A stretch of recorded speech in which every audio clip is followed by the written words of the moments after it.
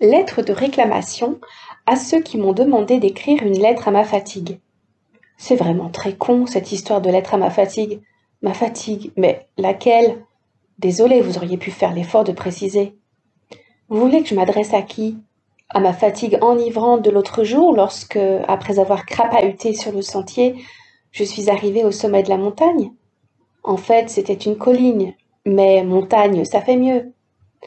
À ma fatigue satisfaisante, quand pas plus qu'hier, j'ai posé le dernier carton de déménagement de ma fille au 4e sans ascenseur?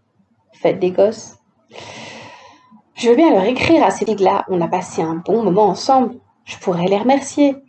Peut-être même, si la lettre reste lue par sa seule destinataire, accepterais-je d'écrire à mes fatigues plus intimes, mes fatigues nostalgiques, mes fatigues amoureuses, mes fatigues existentielles. Elle pique un peu, mais un peu de spleen ne nuit pas. Et puis, j'ai 2 ou 3 choses à leur dire à celle-là.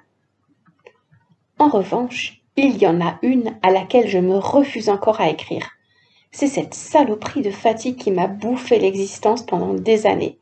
La fatigue injuste, cruelle, sourde, pesante, étouffante, démoralisante. Celle qui te donne envie de gerber, au sens propre comme au figuré.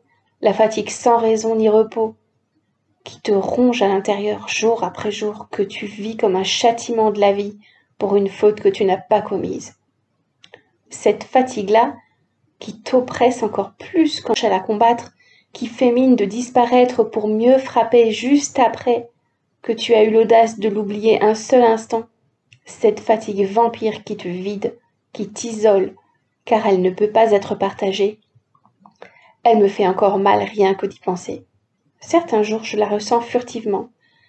C'est aujourd'hui une fatigue fantôme, comme il existe des douleurs fantômes, mais la nausée si particulière qu'elle provoque me tétanise à chaque fois qu'elle pointe le bout de son nez. Non, je ne lui écrirai pas. Elle me fait trop peur. Si c'est à elle que vous voulez que je m'adresse, votre opération épistolaire se fera sans moi.